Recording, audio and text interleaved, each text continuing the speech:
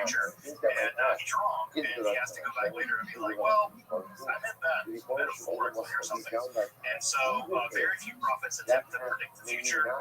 In the ancient world, that is a different job. We now think of prophets predicting the future, but that's a modern idea, much more than an ancient Israelite idea. our ancient Near Because Eastern then idea. Barak is nice to the So let's talk about theophany first, right? So theophany just means God appearing. It just means that God appears to people. Right? This was an idea in ancient Greek religion, but in a also in way ancient that a Israelite person religion. believes. God is appearing to you currently on the screen. I don't know how many people Ganua have ever seen an and image on the left. This is very likely an early depiction of the Israelite God Yahweh. We think that that is Yahweh for a couple of reasons. One, it says Yahweh there in Hebrew, which is an abbreviation of Yahweh's name. And this word is coined as minted as part of the satrap of Yehud during the Persian period. And also we have a winged throne chariot that says being is sitting in, and that image is very tightly associated with Yahweh in the book of Ezekiel. You're probably looking at a depiction of Yahweh. That's probably the Israelite God. We're fairly confident that's how ancient Judahites conceived of how their God looked. How many people have seen this image before? Show of hands or things like this. Some folks have seen it. I think it's very interesting that most folks, when they see an image like this, they think of the idea that Yahweh is not allowed to be depicted. But really here, the coinage is Yahweh. I also like that Yahweh has a six pack. I really appreciate that. Yahweh does not skip that big. So God appearing, right? God appearing is a relatively common motif in ancient religions. In fact, many ancient religious rituals were meant to compel the god to appear. This would be in temples and other kinds of locales, and you would do rituals to make the god appear to you. And so, what's interesting about the Israelite theophany, God appearing, is that sometimes the writers, the Israelite writers, like to take their image of Yahweh as a kind of divine monarch, sort of like a king sitting on a throne. It's a very common image. And you had the chance to read the section in Isaiah, the theophany of Isaiah. That's exactly what you get, is a kind of divine leader sitting on a throne. However, what's also important is that the ancient Israelites had developed at some point an allergy to depicting their God. Their God is incorporeal and invisible. And in other texts, most famously the text of the theophany to Moses, Yahweh actually tells Moses that if you see me face to face, you'll die. You cannot see me face to face. Although later in the book of Deuteronomy it does say you can see me face to face. Whatever, the Bible has all kinds of editorial problems. And we do see images where God appears to the Israelites always included somehow. One of the main depictions in the book of Exodus is God is hidden in the Arathel, which means something like the gloom or the darkness. And there's all kinds of lightning all around where God is, but the God itself is actually hidden somehow in the darkness. So God appears, but God is also hidden at the same time. So the Israelites are always trying to navigate. On the one hand, they want to be able to claim our God appeared to us on Mount Sinai and gave us a law. And this is our contract. We have a contract with God, and that's what makes us special, chosen people. And on the other hand, they're like, in our God's middle, we can't see our God. Our God doesn't have a body, doesn't live. In that place, God's a God of everything. And so God also appears quasi-invisible as well. Many accounts, so we have theophanies in the Hebrew Bible, or the main three, or four actually. We have the theophany of Abraham, or Abram at that time, right? His name hadn't been changed yet. Where Abram, God appears to Abram and says, hey, you need to follow me and do what I say, right? Move out of Canaan, and move to Canaan and set up shop there. We don't learn a lot about God in that instance. The other three theophanies that are important are the Moses theophany, that is to say, the one in which God appears to Moses both in the burning bush. So notice again, God is there and not there at the same time. The voice comes out of the bush, but it's not like there's a person there that Moses sees. Again, there's a relationship to God that they want to keep separate, unlike perhaps other nearby religions. וכמו שאחים היו אך כך, שנראה אליהו לאחר בירד הגשם. Had Ezekiel had Alpha found Ezekiel, he would not have necessarily killed him, but he would have probably had a told him to walk back with the tree. And in fact, again, you know, who else wanted to walk back with the tree? The Ribbon Shore. They probably didn't want this. They probably didn't want this. Remember again, if it was holding a rain for 3 years, many innocent people suffered as well. The Ribbon Shore did not want but again, וכמו שאחים היה אחר כך, וכמו שעשה יורם בן אחר ואיש הנביא, שדידו שלו נפל להשם על המים, הרי, כמו סימוני סיכומש, דעת שאין רצון השם בעצירת הגשם. Even though it was not the רצון השם, the God was holding rain, הציע דעת אליהו וחדש לפני אחר the Ribbon didn't want people. Number one, he didn't want to hold him away. Number two, he certainly did not want to hold him away for a long period of time, which is exactly what occurred for 3 years. But yet, what did I call this Baruch do? He did two things. Number one, he gave Eliyahu the keys. Number two, he hides Eliyahu and sustained, right? And he hides Eliyahu and sustains Eliyahu for a prolonged amount of time. When you put this all together with the facilitating, the ownership of facilitating someone's course of action, even though that the ownership of them did not agree. So this once again goes to the subject's primary thesis, which also EDS two manifestations. Number one, that sometimes the person feels that the particular direction they are engaged in is the proper data, it's the restaurant Hashem, even if it's not, will be vulnerable to all over go ahead and help you along that. And number two, just because the person sees success in a particular path, in a particular endeavor, does not necessarily what we see is that the ecstatic expert or the shaman is able to withstand a visitation from because when God chooses to tell a person, when God from doesn't that choose to tell a visitation, person, they're able to it's extract certain kinds of information about what needs to be done. and So, in much of the same way that therefore traditional shamans prevents will it often from try to occurring. use That spirit is nice or and to yo. cure people, What's important it for seems us like is something trying to analogous is happening with some forms of Israelite prophecy, where the shamans are being visited by Yahweh, and Yahweh is basically telling them how to fix their country. Right? Most of what goes on in prophecy is criticism of society in a general way, and the idea is by criticizing society along religious and social terms, then the Israelites can restore their relationship with Yahweh, and therefore Yahweh will continue to protect them and allow for the prosperity of the land. So the prophets don't cure individual people.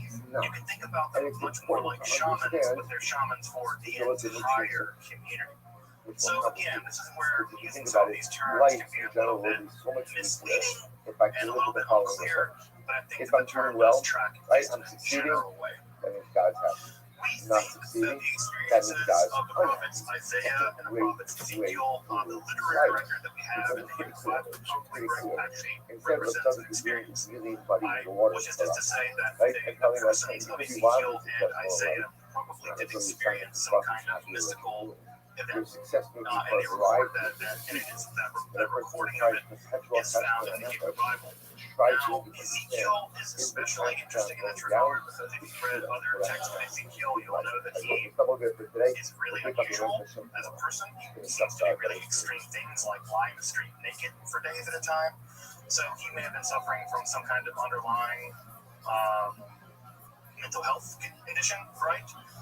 We don't know. I mean, again, it's not for me to pathologize Ezekiel or to diagnose him because I have neither the ability to do neither.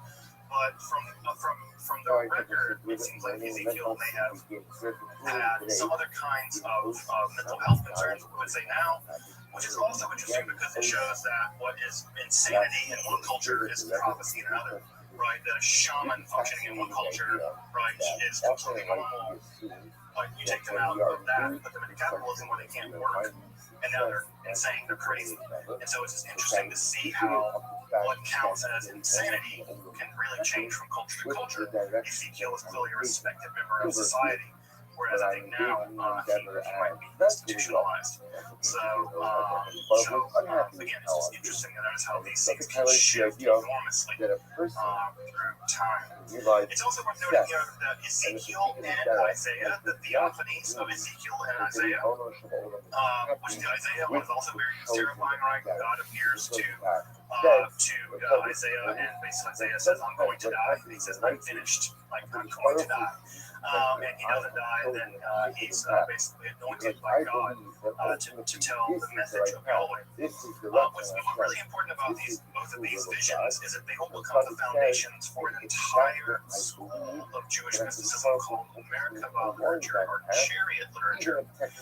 This form of Jewish mysticism, which we'll get to not next time, but the time after that, this was the dominant form of Jewish mysticism for 800 years. So if you want to think about the Kabbalah as existing now for about 800 years, Merkava mysticism was the dominant form of Jewish mysticism for the 800 years prior to that.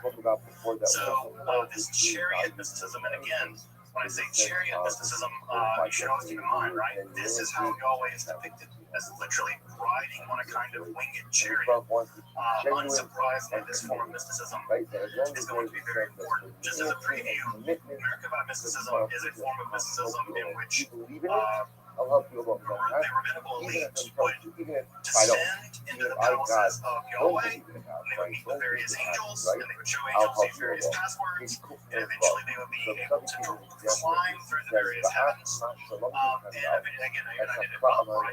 They're not going up, they're going down in the mystical York day. They go down to the chariot. And they eventually are given a glimpse of the throne of God. Sometimes they're allowed to see the body of God, which I know that Jews are not supposed to believe that God has a body. They did. They were allowed to measure the body of God, look at that literature, and in some cases they were even allowed to sit on the throne of God and be transformed into angels. So if you ever want to be transformed into an angel, all you have to do is bypass a bunch of scary angels and sit on the throne of God. No big whoop. So that's a very cool form of mysticism, and we'll get to it in a couple of weeks. So again, Merkava mysticism, not Kabbalah, different kind of Jewish mysticism, but anchored in the theophany of Ezekiel and Isaiah. So as I mentioned earlier, ancient Near East prophecy is very well attested. The only major exception is Egypt. Egypt is the outlier. For whatever reason, there's not much in the way of Egyptian prophetic literature.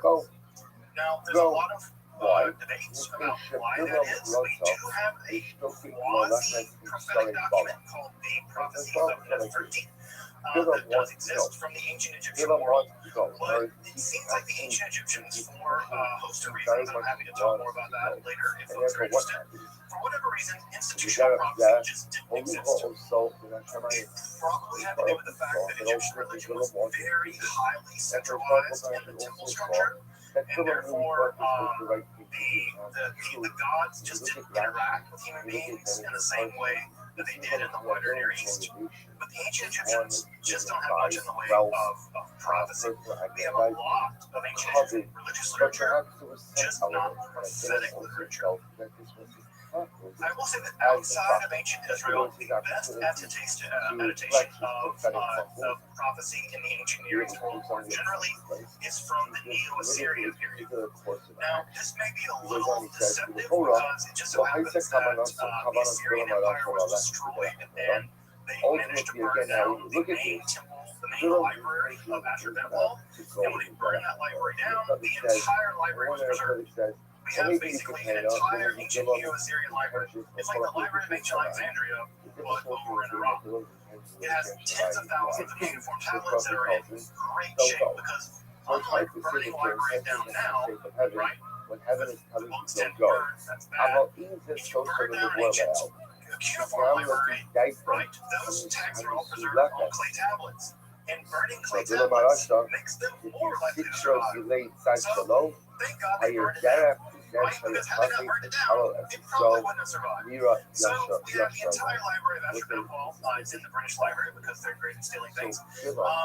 And so what we have is an enormous amount of literature from this time period, including prophetic literature. In the ancient Assyrian context, what we would do is an individual prophetic utterances would be requested by a leader, typically the king. Those utterances would be written down, and then a digest of those ecstatic utterances would be collected together on large clay tablets. Don't go. And then those clay tablets would be stored in the library of Ashur Beneful. So we have individual utterances stored together on bigger tablets and then archived. The exact same thing happened in the ancient Israelite context too. Many of the documents that we have, for instance, the book of Isaiah, is not written by one person. Isaiah is at least written by three people, right? At three different times with three different agendas.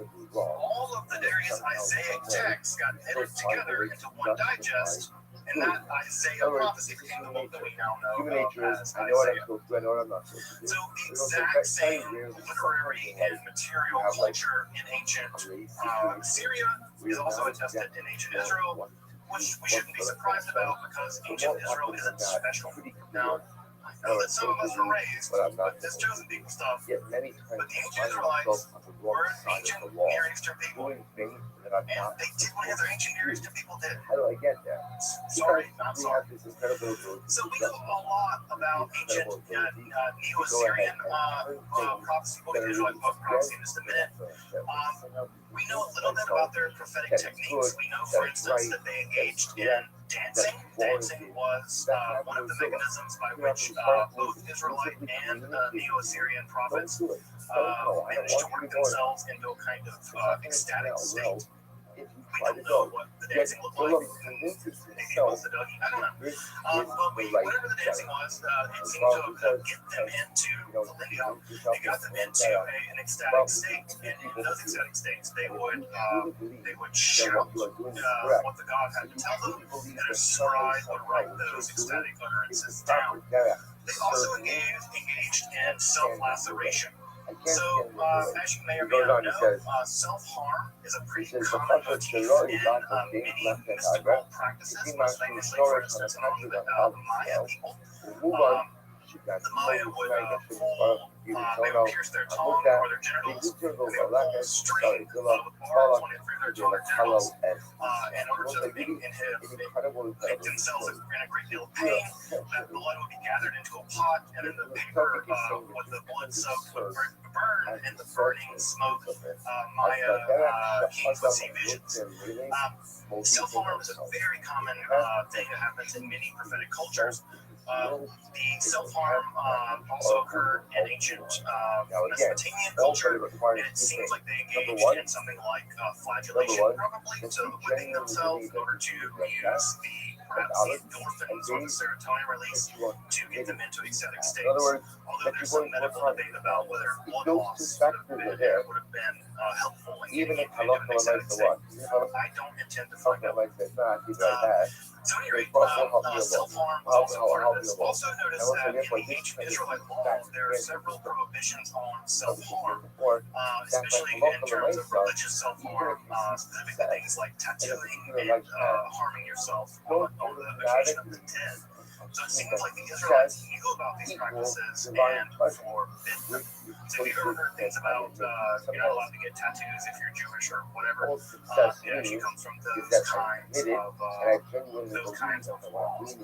Also, there's a persistent myth that if you have tattoos, you can't be buried in the Jewish graveyard. That's nonsense. I don't know where these weird things get started, but that's a thing people say, and they're wrong. We also know, interestingly enough, that ancient Near Eastern prophets could be both women and men. We have attestations of both women and men prophets. And we also, what's I think really important that doesn't get talked about enough, is that we have a third gender that is specifically connected to ancient Near Eastern prophecy. Specifically, the goddess Ishtar, who you may know from the name Esther. The name Esther is just the version of the name Ishtar. We know that the goddess Ishtar could convert your gender, sometimes like from typically male gender, man gender, to another third gender I realize called things aren't going Asinu. well.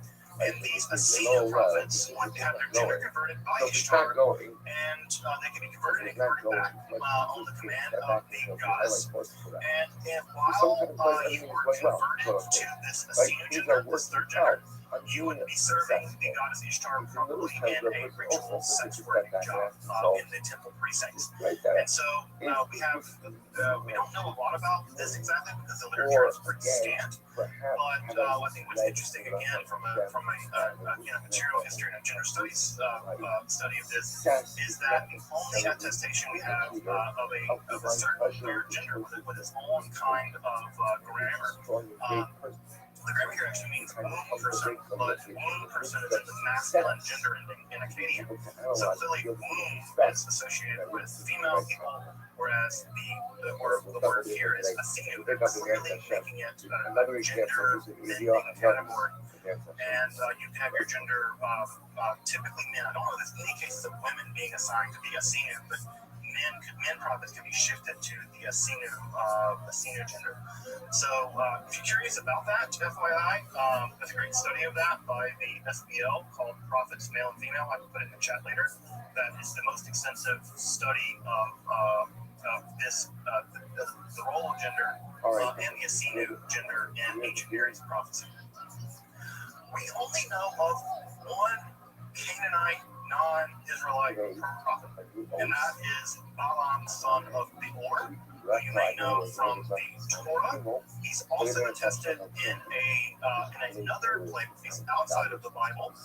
He's attested in a shrine that there's a plaster, the wall is plastered, and he's mentioned on the plaster of the wall.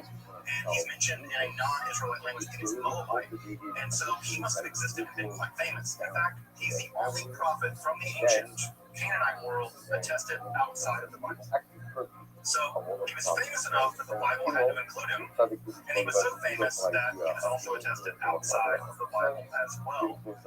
However, no non-Israelite Canaanite prophetic texts survive.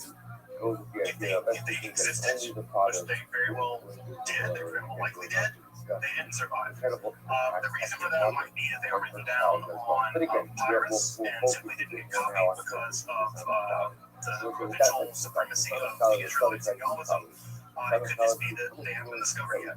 But we do not have records of prophets, non-Israelite prophets, leaving behind literary record. Unlike, I should mention this text that is on the screen here. This is probably one of the most important ancient Near Eastern religious texts. This is called The Descent of Ishtar.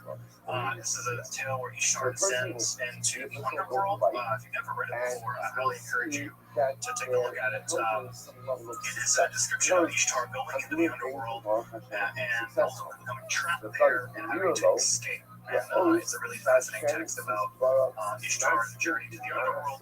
Many religions have journey to the underworld motifs. Christianity, for instance, has a pretty famous journey to the underworld, Orpheus in the Greek legends.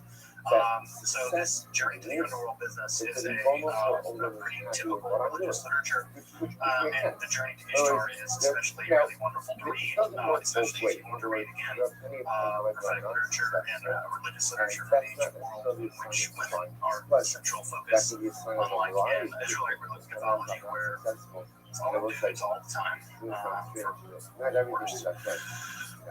What we have in Israelite prophecy is a very complicated state of affairs. Very complicated state of affairs. Prophecy was a core component of ancient Israelite society. We know of hundreds of prophets from the ancient Israelite world. And when you put that into a sort of material cultural analysis, what that means is that Yahweh was perceived as basically being in constant contact with people. That is to say, you could kind of go down the street and there'd be a prophet in your village, very likely. If you needed to get in contact with Yahweh, you could probably get into contact with Yahweh In no case, לא היה עוד דבר במיוחד. And again, the logic is very simple.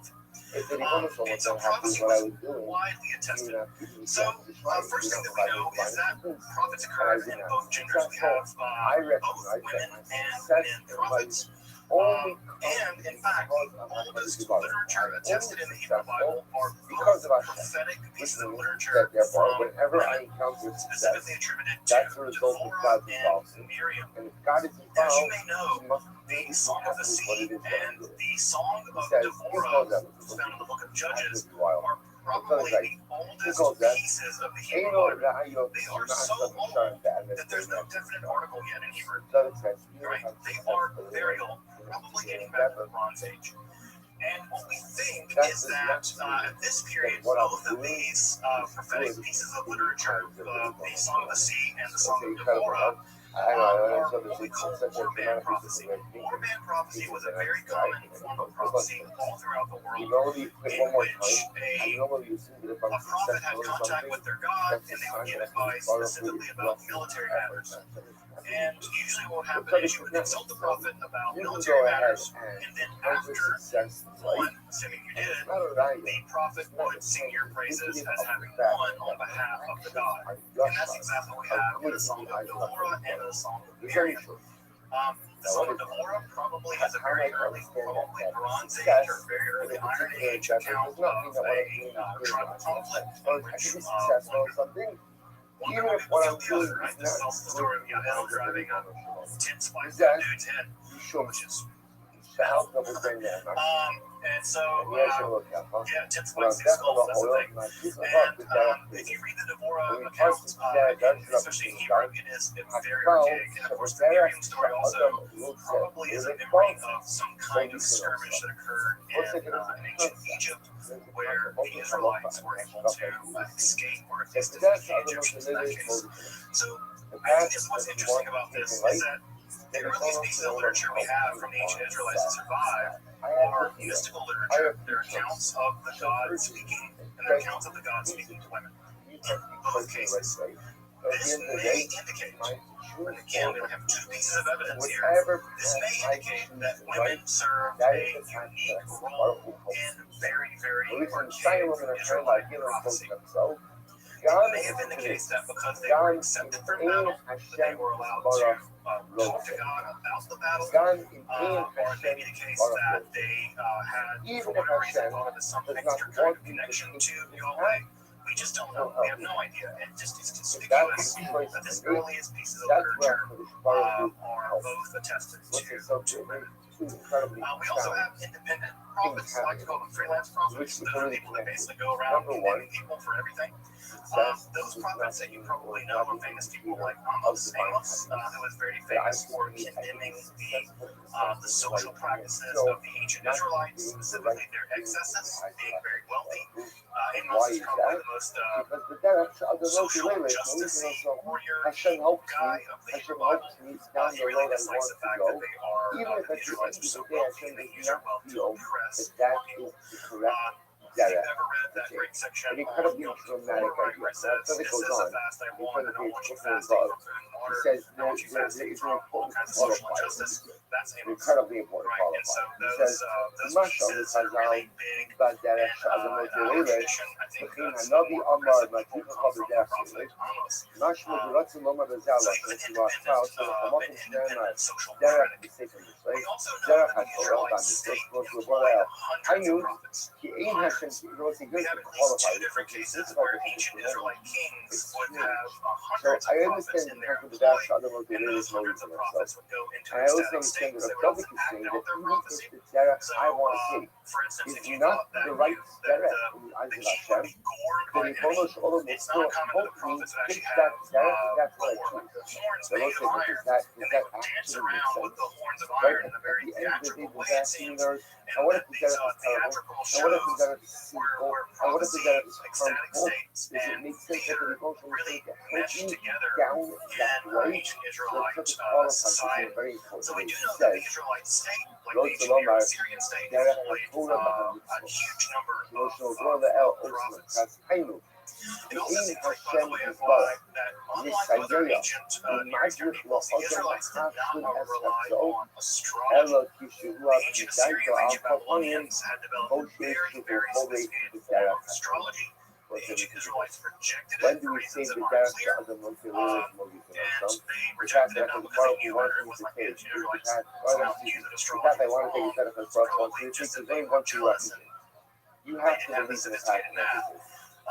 You have to But believe that the the path ancient Israelites that do taking your not life like is the truly idea the of astrology. Rather, they like If you rather believe direct that the path that you're contact taking your with life their God. is the true and correct path, All things then taught. Hashem will None help of you that down that more path. terrible, Even if what? reliable, Even if what? The predicting Rebbe the knows it's future. not right. Oh, Like, that's destroyed by someone. Moshe knows, you know, None of like, us saw can you it coming. imagine? I don't know about We this. also know that there were roaming prophetic bands. These are sort of prophets that sort of roamed around the countryside. That everyone We know they does had leaders. Samuel was a leader of such an band of roaming there, prophets. And we also know that they would roam around and they would play music and they would everybody dance. thinks they know my Now will. again, And this is everyone thinks that more they're my dancing and ambassadors. music were Everyone attested in thinks, ancient Israel. right, I if they believe. only really tried to One of be my able things to, I you know, a lot of recognize times is in that life, we have we are no quote idea what unquote he performing music the which Ratzon sounded Hashem. like It's not the Ratzon my Hashem I'm ideas. It was performing. always like It's the Ratzon some Hashem. freak metal or It's my something. own will I'm performing. I We just have happen to no go idea ahead what and their be music soaking sounded you like. in the We have little some Ratzon vague Hashem. ideas what the To instruments something were. something And we do absolutely know amazing and that, for qualified, instance, the king a very Saul, complex first process. Israelite king, Which came is in the contact derech with one of these other roaming motivated bands of ancient so. Israelite prophets. Hashem says, And listen, he you choose also the path, immediately fell I'll into an help you ecstatic on state. it. The So prerequisite to that it is seems like going into you have ecstatic to states was a believe thing that that was, what you're doing is I correct. don't want to say You truly normal, believe but that your normalized. derech It was a is the thing that pursuit could of be the Ratzon expected Hashem, of or your death. derech So is these the bands pursuit would come of through your town, absolute and emes. you might go That into an Hashem says, ecstatic right, state listen, in community whether I with, agree or with disagree, Yahweh. you have the freedom, We do and know I'll of help several you down women that path. who That's were like engaged in prophecy, incredible and they example had, of in this. some cases, Like, what's the very most incredible high-ranking example of that? society. The most related One thinks of the the most prophetess example. Sorry. Huldah is primarily known from the David book of Kings, where the King Josiah, the Judean King Josiah, finds a Torah scroll in a Right? wall. Because remember again, the Russian comment on this.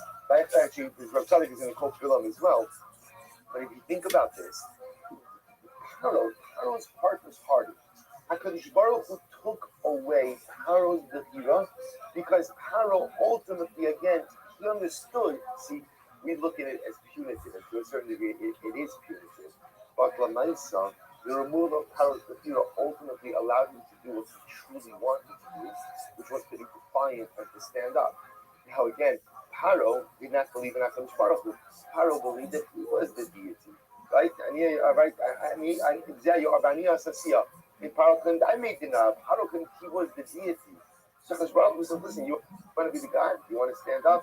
You want to go ahead and not cave in? Fine. But you have to actually believe that what you are doing is correct. To actually was it, and this is incredible. Because if you think about it, you know what Coach Baruch Hu wants more than anything of us? More than anything of us? Is believe in something. Believe in something. Let's say, how many times do we go through life and we have absolutely no passionate convictions? Right? People are so paranoid.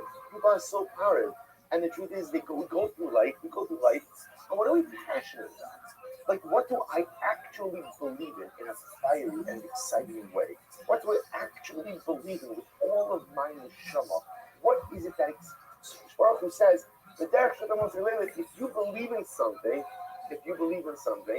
I'll help you. I may not believe in it, God says. Right? I may not agree with it.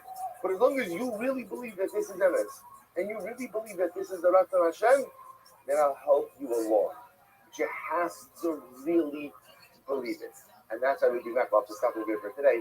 That's why looking back, at the end of the day, a person could see success in a particular area of life, but that success is not necessarily indicative that what I'm doing is good in the eyes of HaKadosh Baruch Hu. We'll say, by the way, the motion with you could compare this to a human parent as well. Many times, our children make choices, and I think that is a very poor decision. But they believe this is the right thing for them. I don't mean things are dangerous or things like that. But a child chooses something that I just look at and I say, I just don't think it's a good idea. But okay, you believe in this, so what do parents often do? Right? Not only do they not stand in the way, but sometimes they're even supported. Sometimes they're even supported. Because what am I supposed to do? This is what my kid believes in. This is what my child thinks is the good thing. So you know what? This is what I'm going to do. Is it indicative that it's right? No. Is it indicative that I agree with it? Absolutely not. But sometimes you have to let people believe in the things that they're going to believe in. So if something says, if you now, the prerequisite is you have to believe it. You have to actually believe it. You have to believe in something with a fiery and a fierce conviction. And if I do have to listen, you believe in it, then I'll help you. I might not agree, but I'll help you. Therefore, says Reb Tzaddik, be very, very careful. Because sometimes when we're successful in things in life, we take that to mean that HaKadosh Baruch Hu is giving his stempel, right? His stamp on what I'm doing. And sometimes that's not true. Reb Tzaddik saying takes an incredible self-awareness to go through life and to really think about, what I'm doing is right. Success is not always the metric of divine pleasure or divine happiness with my life choices. Sometimes the Baruch Hu helps me because I believe that this is the right thing. But I have to be self-aware and introspective enough to really try to figure out, is what I'm doing truly the Ratzon Hashem? All right, we'll stop over here for today. We'll pick up the Mir Hashem with this tomorrow as well. Shkoyach.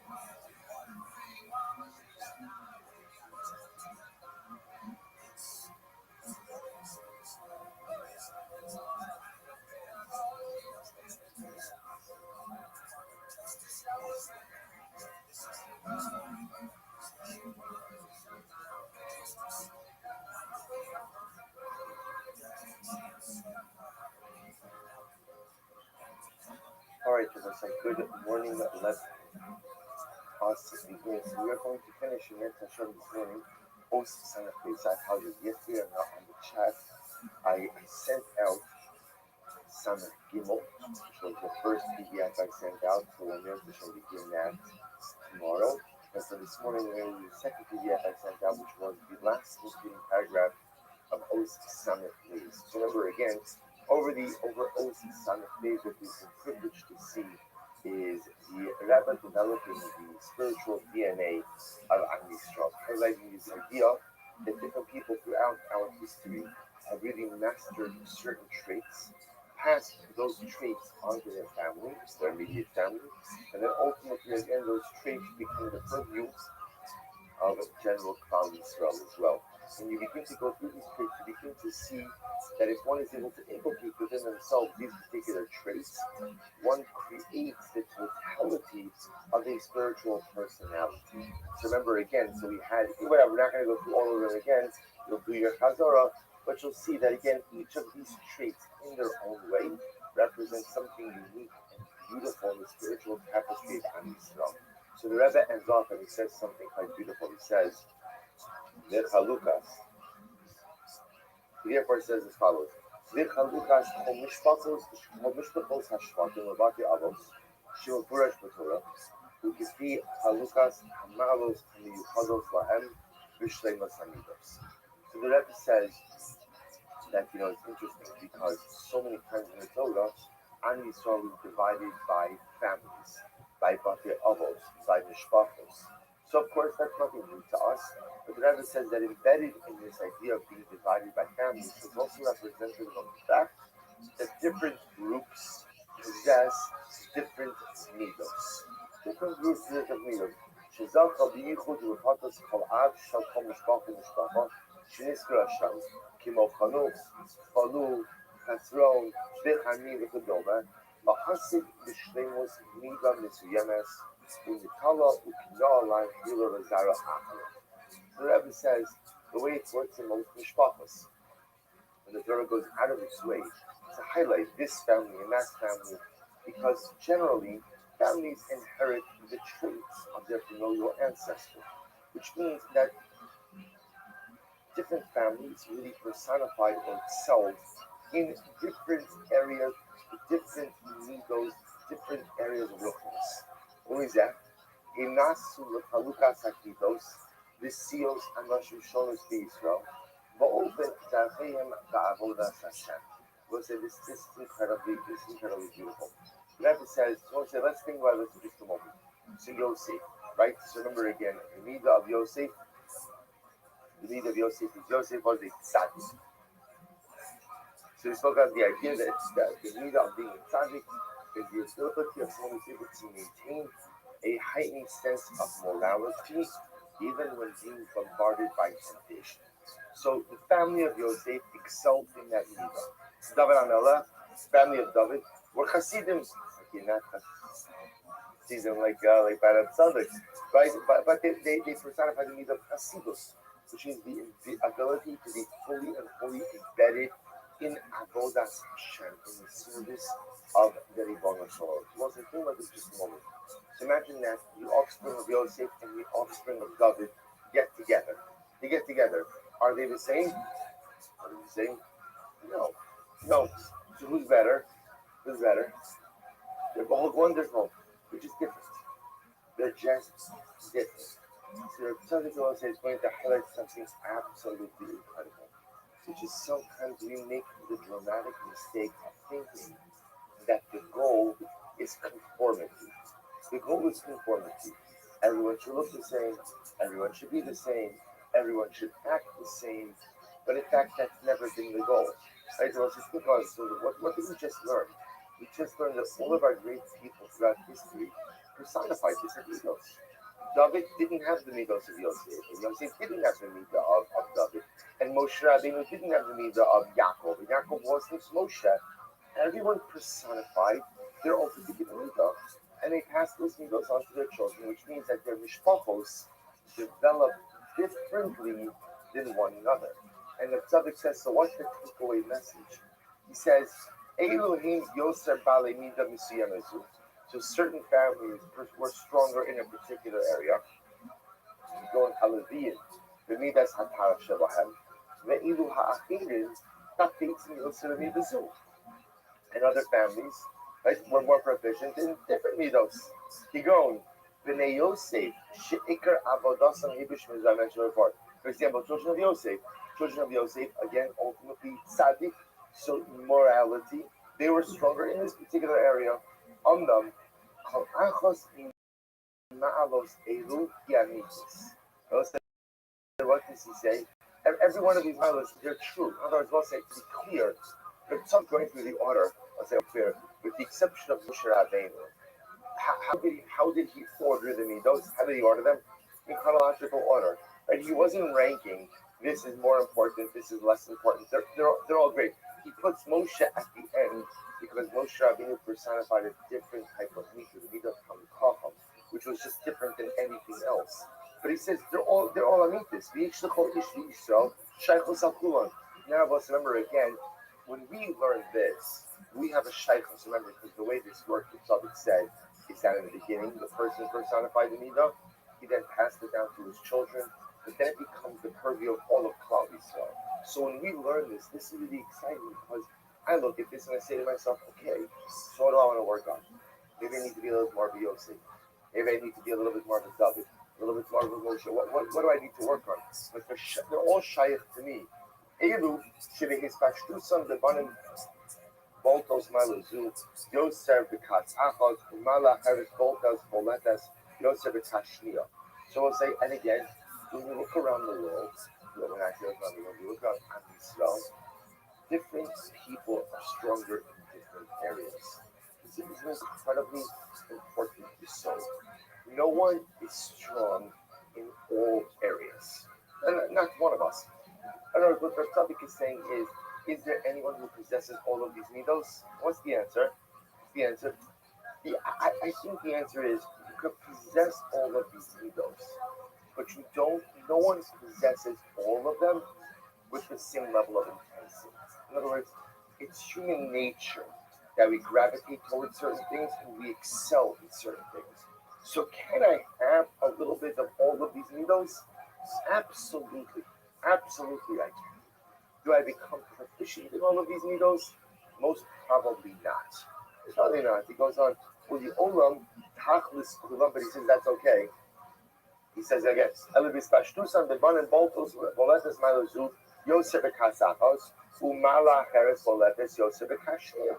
And so ultimately, again, you'll find these midos coming out in different ways, in different groups. Uliolam, Tachlis Kulam Lahagia Lishtemus, the Chol Hamalos Kedeli Davi Pashul Hashem. We'll say, what's my stated goal? Right? My stated goal is to try to become proficient in all of these areas. Right? That's my goal. Will I reach the level of proficiency in the same way by all of these goals?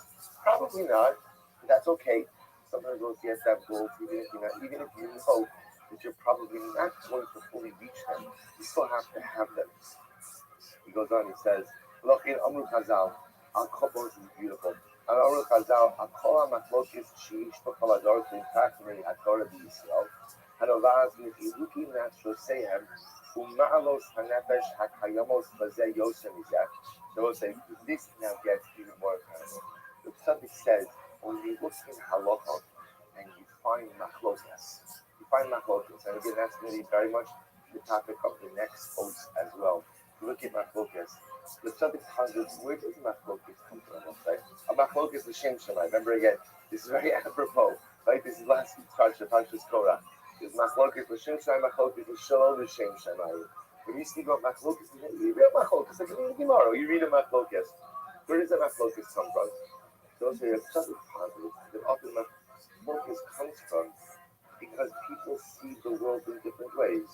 Because Abaye might be proficient in one midah, and Rava may be proficient in a different midah, and that midah shapes your world view. So we'll say a machlokas l'shem shamayim means two people each coming to the table with a proficiency in a different midah of the midos we discussed, and if we're seeing the world through that lens, are they both correct lenses? Are they both correct lenses? Absolutely, but they're different. And the Rebbe posits that's where machlokas comes from. He says, "Amru Chazal kol machlokas sheish b'chol hador t'cham Yisrael."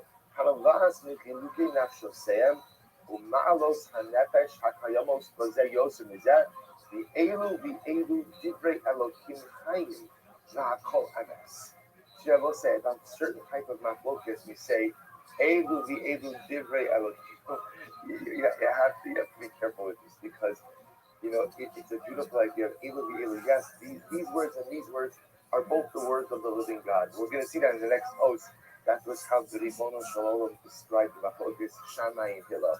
It doesn't apply to every machlokas, right? To be clear, sometimes there's a machlokas and one person is right, there's one person is wrong. Not everything is always right, but often when it comes to machlokas, if you see in the Gemara, you see Elu Divrei Elokim Chayim. Yes, these are both correct.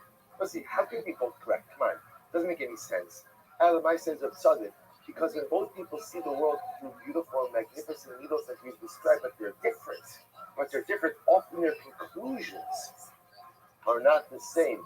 Yet they can both be correct. Now, obviously, again, the Rama Halacha, you have to choose the path forward, right? You can't accept everybody's opinion, but you have to choose the path forward. He says, V'akol emes, me'achar shekol, page Kuflun Dalet, me'achar shekol, Yisrael Zera Kodesh, V'gai Kodesh, the Kol Machlokes B'neihem, Urak Ich La'avodas Hashem. See, I will say, again, I have to think this is just such a beautiful insight. Because a lot of times you see machlokas in the Gemara. I'm coming on the Gemara right now. Where does the machlokas come from? The Tzaddik passes that machlokas comes from the fact that one Tana brings to the table one particular midah. Maybe he's a David. And the second Tana, maybe he is a Yaakov. And because that's the midah they excel in, and that's the midah which shapes them, that's the midah which creates the worldview, that's the midah which creates the lens through which they see the world. And therefore, again, even when arguing halacha, that's how they're going to see their reality. Who's right?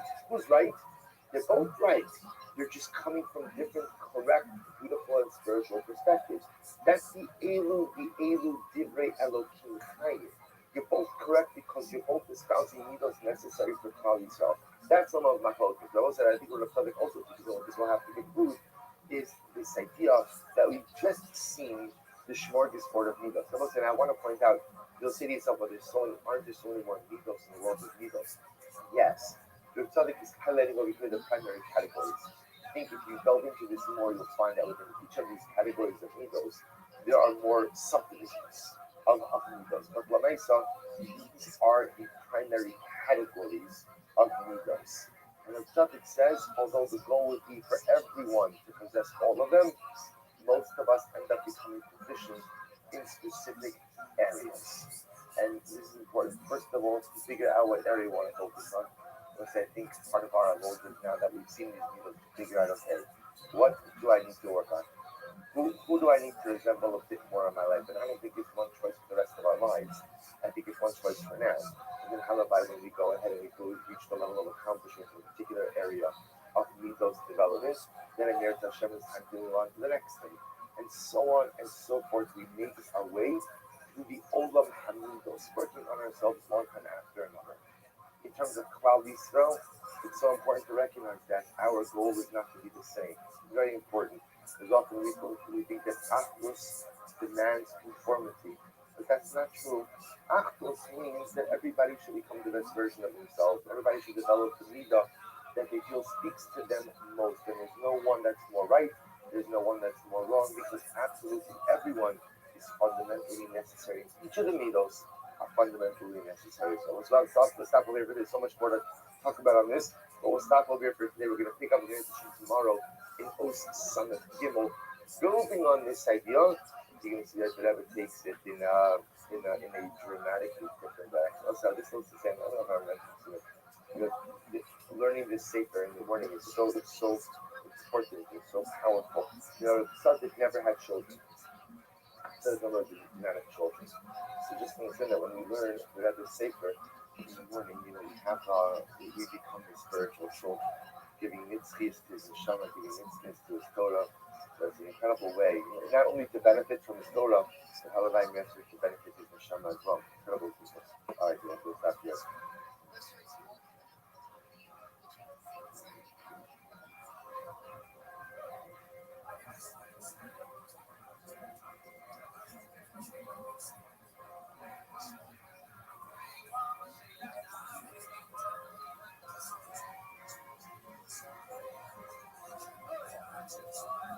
All right, let's begin. We are continuing the discussion this morning.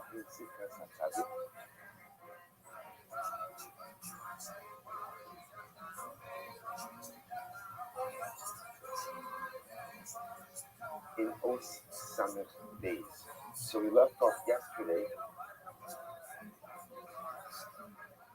The Rebbe now is talking about the Midah of Hasidus. We're picking up which book, Nun Aleph, in Os Summit days in the Victoria Hasidus, bottom right hand corner. Shem Chassid. So says the Rebbe, so what is the Midah of being a Chassid?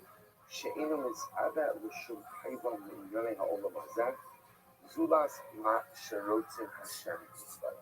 It's quite a profound midah that the Rebbe is describing over here. The midah of Chassidus is where a person desires nothing other than to fulfill the will of Hashem. So all of my particular personal desires, all of my human desires are somehow sublimated, are somehow relegated to a secondary status, a secondary tier, in light of the Ribono Shel Olam's Ratzon. So the truth is, this concept is espoused in Pirkei Avos, where the Mishnah says, "Aseh ritzoncha ritzono." Make the Ratzon of Hashem your Ratzon. Right? Meaning, so many times in life we have this struggle. Right? And the struggle is between what I want and what Hakadosh Baruch Hu wants from me. And often they're two very different things. What I want, I'd like to do A, B, C, D, and E. And Hakadosh Baruch Hu sometimes tells me you can't do A, B, C, D, and E. But not just that he wants me to do E, F, and G. He wants me to be doing something totally different. And the whole secret to successful living is somehow making my Ratzon Hakadosh Baruch Hu's Ratzon. Or to say the opposite. Hakadosh Baruch Hu's Ratzon, my Ratzon. This is just a moment. If at the end of the day, at the end of the day, what I want out of life is always in conflict with what HaKadosh Baruch Hu wants. At a certain point in time, I'm just going to stop doing it. Because no one wants to live in a constant state of conflict. Like, no one wants to constantly be putting your own wants and needs on the side, even for the sake of some higher power. Spiritual success comes in life when I make HaKadosh Baruch Hu's ratzon my ratzon. I'll just give you an example of this, which is actually it's a little bit of a different kind of example. You know, when the Torah says that Hashem placed Adam Rishon in Gan Eden. First, Vayikach es ha'adam, vayanicheyu began Eden. So Rashi says, Vayikach, Hashem took Adam, Lakho b'dvarim. Hashem took Adam with words. With words. Now, it's interesting that that's not the Pashut Pshat, right? Pashut Pshat is that what happened. Hashem took Adam. Either he physically lifted Adam up and placed him in Gan Eden, or he gave a command to Adam, you must go to Gan Eden. He actually goes out of his way and says, no, Vayikach means Lakho b'dvarim. He took him with words. Now, says something so profound. He says, HaKadosh Baruch Hu wanted Adam to want Gan Eden. He wanted Adam to want it. So the problem with this Kadosh Baruch Hu take Adam and place him in Gan Eden, Kadosh Baruch Hu lift him up and place him or command him. Of course, if they don't have his buy-in, and if you don't have his buy-in, he's not vested. He's not vested. That's why Hashem says, Vayikach is Lakho b'dvarim. Adam, let me tell you about Gan Eden. Let me tell you about that. Let me tell you about this place. Let me tell you how spectacular it is. Let me tell you how amazing it is. Let me tell you how happy you're going to be when you live, if you feel like you would you like to go? Would you like to go? And of course, my generation says, yes.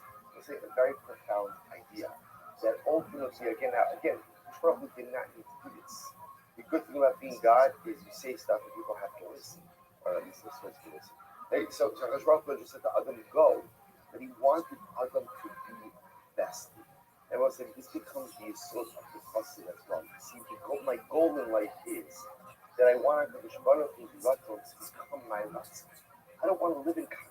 I don't want it to be that I'm living in 15, 20 years and there's this constant tug of war between what God wants from me and what I want from me.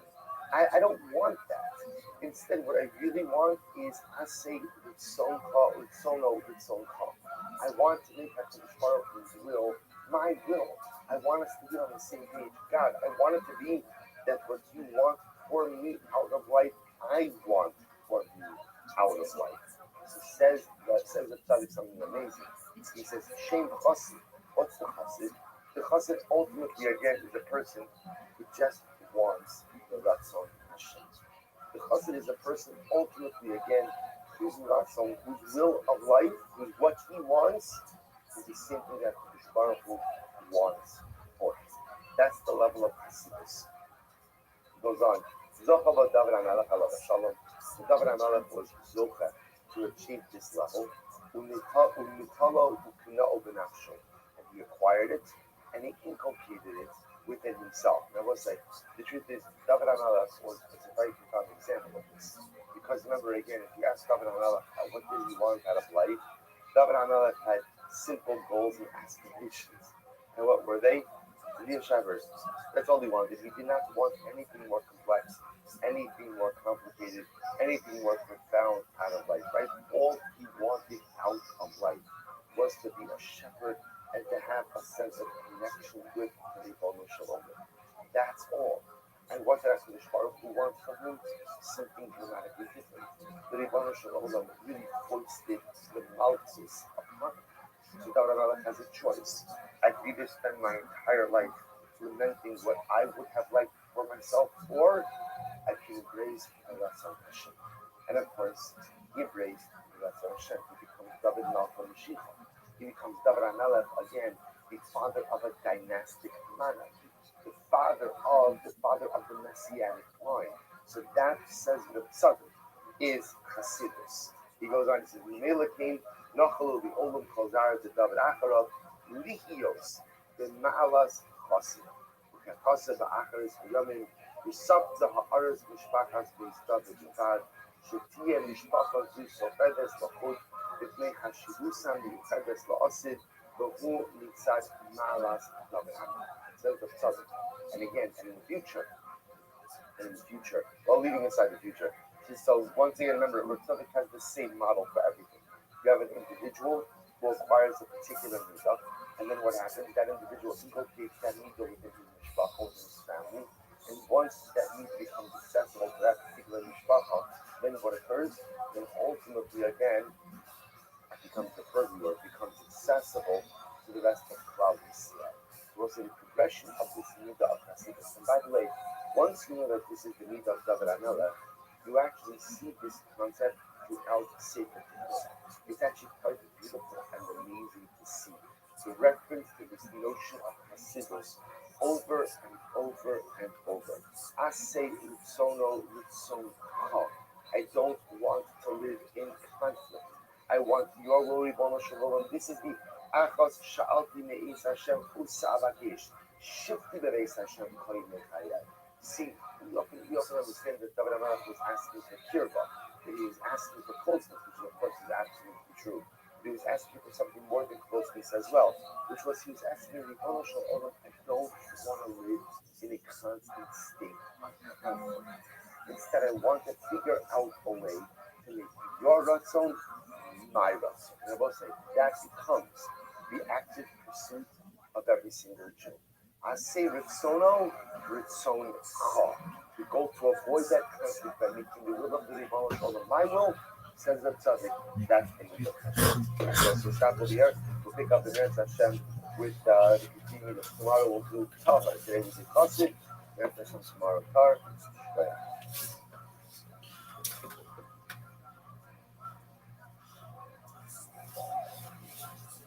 Has it written down to justify his political agenda, and which is the Torah we still have, by the way. Like, it basically is a piece of political propaganda from the 6th century BC, which no one talks about that. That's the thing. But Huldah is actually a woman prophet who is an immigrant, a refugee from the north. She's living in a suburb of Jerusalem, and she's consulted to basically vet whether or not this scroll found in the wall is true. And of course, she does the very wise thing and says that it is. Yeah, I'm sure her neck is on the line. So we do know that women had a relatively high-ranking position of power as prophets. They were not allowed to be priests, but they were allowed to be prophets, and they could do things as high level as basically that scripture. And again, I want to re-say that to some folks here. This is a woman vetting the legitimacy of the Bible. That is enormously important in the history of Judaism and in the history of religion, I think more generally, considering how completely excluded women are on almost every level in this historical thing. The ancient Israelites vetted the Torah almost as we know it, at least in the book of Deuteronomy, by a woman. We know virtually nothing about her, but clearly she was considered to be in contact with Yahweh, and at least for political reasons, vetted some sections of the Bible as we know them. We also know that there were professional prophets, that is to say, prophets whose job it was to be a prophet, who got paid. I don't know if you have a 9 to 5 job and you were a prophet. I don't know if a prophet you get. I don't know if they did, but local prophet number 95. But they had professional prophets that existed. We also know of non-professional prophets. Sometimes they're called Ish Elohim, men of God. And these were often associated also with miracle working and what may be better described as magic. These would be folks like Elijah and Elisha, who the only accounts of people being resurrected from the dead in the entire Hebrew Bible, both associated with Elijah and Elisha. And so, on the one hand, they represented God, mostly in divine roles. As you may know, many Israelites and other Canaanite people worshiped a god called Baal, who was very popular as a storm god, because as you may know, storms are very rare in ancient Israel, and he relied on winter rains basically to make sure that you had agricultural crops. And so storms were a godsend, and Baal was very popular. Well, just like on the middle school playground of your childhood, people fought each other to show how cool they were, and so did the gods. And so we know most famously about Elijah when Elijah challenged the prophets of Baal to a duel, and subsequently murdered them all by cutting their heads off when they lost the duel. If that rings of Al-Qaeda or Daesh to you, yes, this is a brutal world, and whether the story happened or not, we don't know. But the fact that the Israelite writer that reported it relished in it at least meant that they wanted to have happened, whether it really happened or not.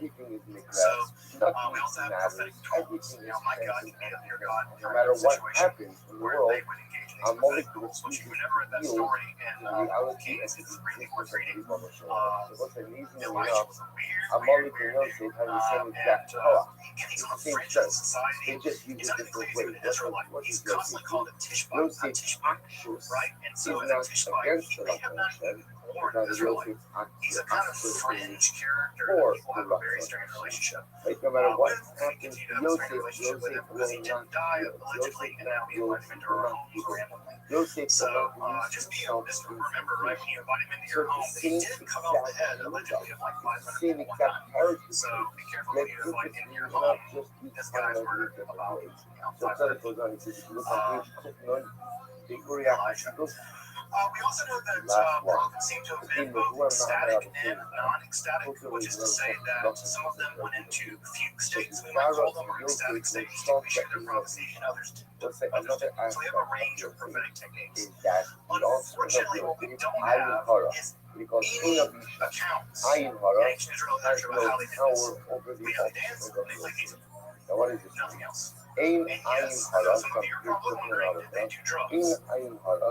At least if they did, it's not recorded, right? We don't have any attestation of Elijah, ate some mushrooms and then went to town, or smoked some weed, or even drink alcohol. Many of the prophets are actually sworn off of alcohol as part of their prophetic vocation. So we don't have much evidence of substance use in the prophetic literature. However, archaeology is an hell of a drug. And what we recently found at a site called Tel Arad, which is one of the few Yahweh shrines that are bought from the ancient world, we found on the top of one of the altars where you burn incense, cannabinoids.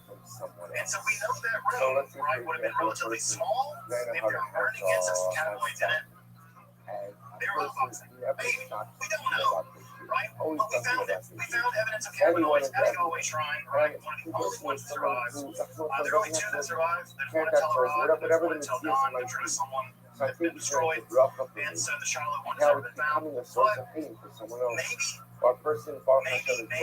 they were getting contact eyes, talking Yahweh. I don't know.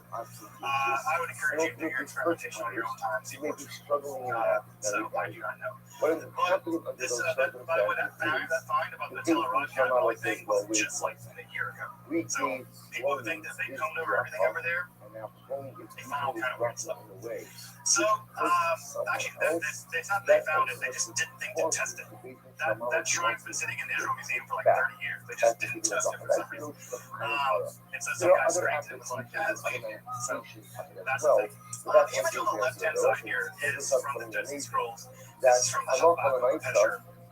The pictures is a commentary. This is the first commentary we know of in Judaism. And if you know anything about the history of Judaism, commentaries are our jam. We're a commentary-writing people. We love to write book. We write things called hyper commentaries, folks. The hyper commentary is a commentary on commentary on commentary. That is commentary on our jam. And this is the first one. This is a commentary on the prophet Habakkuk.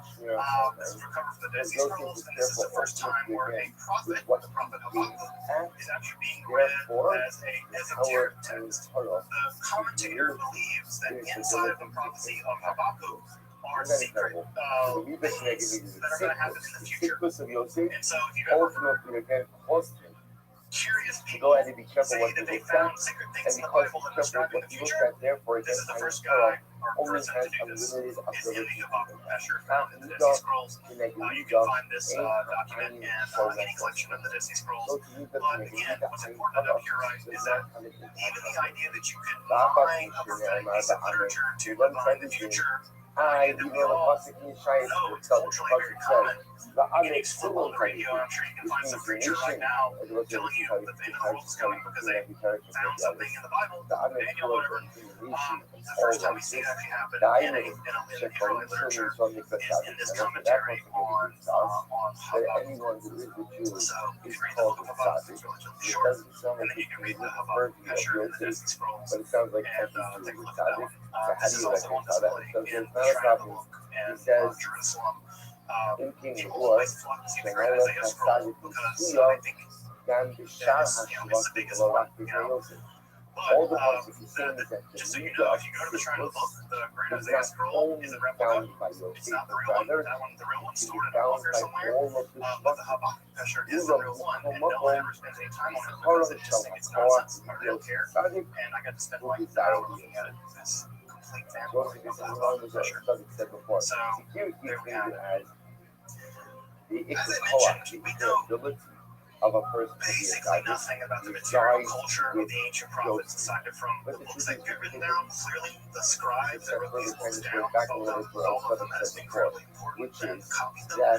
We know nothing about their practices, their mystical practices, so we don't know anything about their meditation techniques, their breathing techniques, the drugs they may have used or not used. We know very little about how they achieved these mystical states. Everyone has So, reconstructing what they did is very difficult. We also know very little about the phenomenology of this. The phenomenology is the two-dollar word that means the experience of this. What it was like to be a prophet in ancient Israel. What was it like to experience this extended state? We know very little about it because ancient Israelites, like many ancient cultures, just didn't put as much emphasis on subjectivity that we do. We are a narcissistic people. We love ourselves. We love talking about ourselves. And you can find 1,000 books about people talking about memoirs, right? Ancient peoples did not care about subjectivity in the way that we do. And so when you think about this for you with your life, how often do you learn about the emotional states of characters? Basically never. It's like, and he got angry, or they were sad, and they move on. We know very little about the interiority of these characters because they didn't care about it as a literary motif.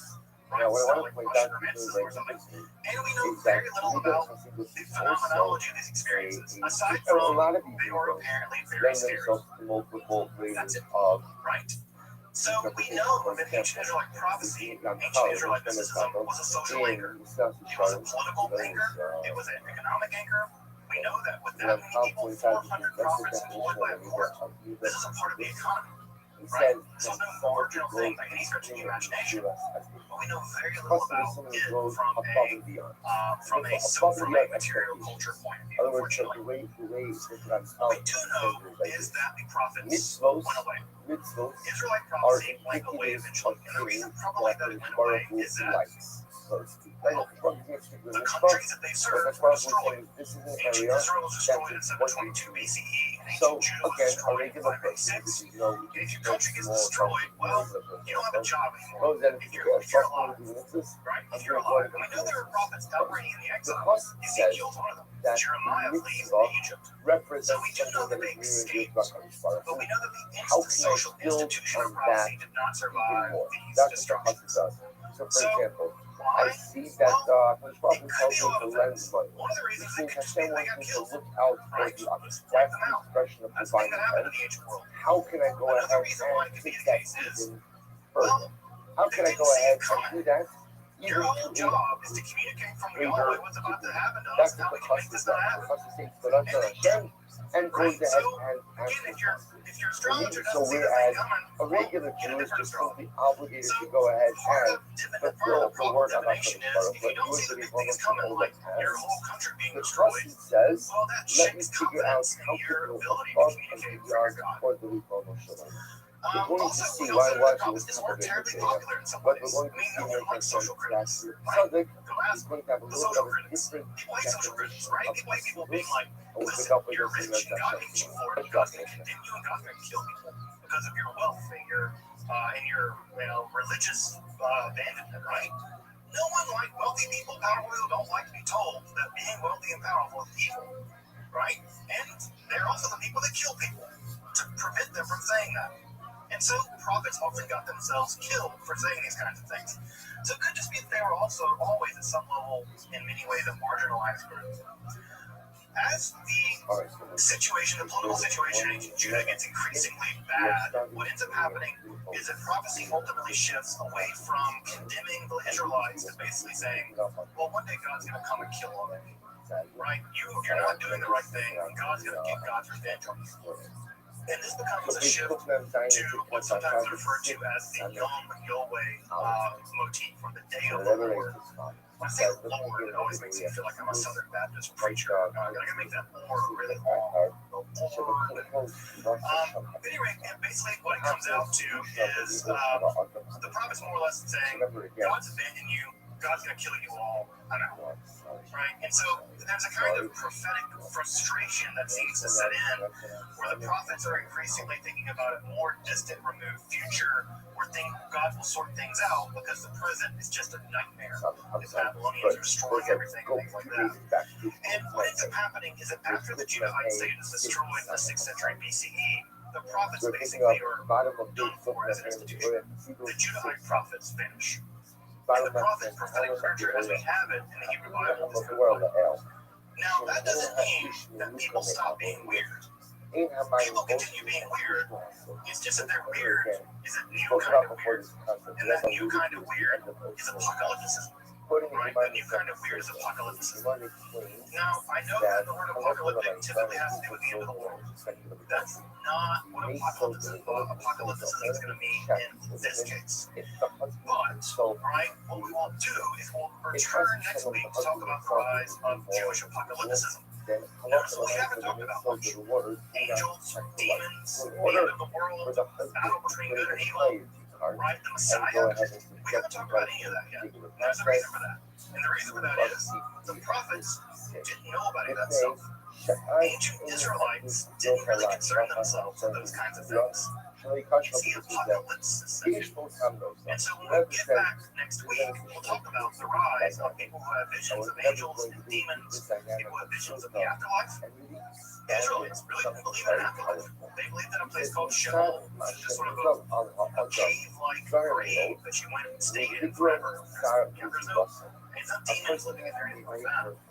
So what we're going to see is a massive innovation in Jewish religion in the aftermath of the end of prophecy, where rather than the prophets speaking to God, right, rather than Yahweh speaking to the prophets, what's going to end up happening is there's going to be a shift from an oral culture, God speaking to the prophets, and this prophet speaking for God. Rather than speaking, God is going to show things to people. Right? We're going to switch from a visual culture to we're going to switch from an oral culture to a visual culture.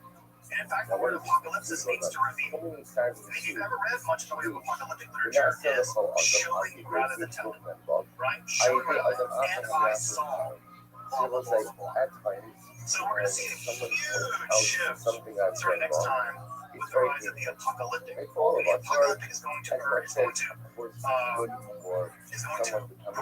in the course of a new form of Judaism, and that new form of Judaism is going to be really, really, really weird, with a lot of weird beings and things like that. I will say this just as we wrap up for tonight: prophetic Judaism did not completely go away. There continue to be prophets from time to time that did speak on behalf of Yahweh. You probably know of one of the more famous ones, Saint Jesus, Josh of Nazareth, that's what I call him. I think he said Jesus of Nazareth. I mean, Jesus is just a great version of Joshua. Josh. He probably thought of himself as speaking on behalf of God. And so these people did emerge, and they did manage to get themselves killed pretty consistently. And what we'll also see through the Middle Ages, through the rise of the Middle Ages, is a new form of prophetic Kabbalah, where Abraham Abulafia will actually develop the first techniques, mystical techniques for getting a vision of God. And we actually have those techniques. They're breathing techniques and meditation techniques. And we'll talk about some of those techniques as we get into the rise of Kabbalah.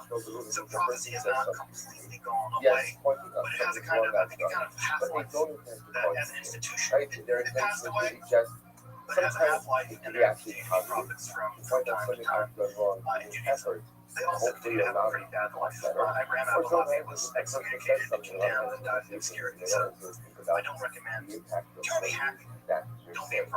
ובחוק הדבורין אמורים אפילו כשנגרם הצער, מתוך כבוד ראשים שמיים. So possibility one is the person says something with the intention, but they point out something I've done wrong, the only intention is doing that. Possibility two is the person just says stuff. Sometimes like people just say stuff and they have no particular kapara. They're just making a statement. The statement just happens to be about something that I've done wrong. And possibility number three is where a person points out something I've done wrong, but their intention is actually to help me. Their intention is actually to benefit me. In other words, their intention is to point it out in order to do the mitzvah of there is a mitzvah of review. What's the mitzvah of review? If you see a fellow Jew doing something wrong, you too want to point it out. But what's the point of that review? Review is such a strong word. What's the point of that? The point of it is because I love my fellow Jew. I love that person. And so I want them to be able to engage in course correcting activity. That was the logic. וכגון שהיה מוכיחו ומטיף לו מוסר המעשר הרועי ועל ידי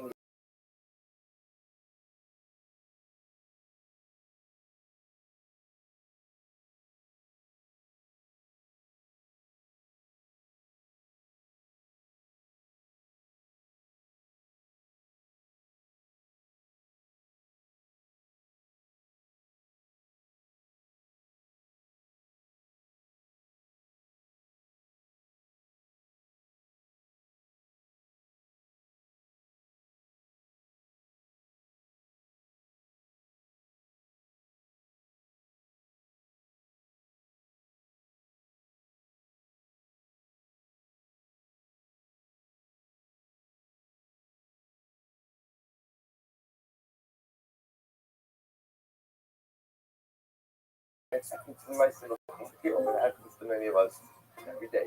And so again, the bottom line result of it is I'm hurt.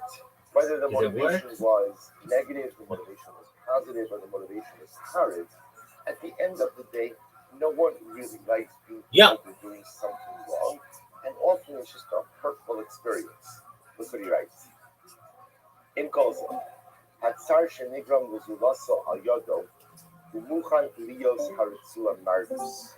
הרצוע המיועדת להכניס משמעות ומוסר, ליאסר לו לגרום הצער עליו.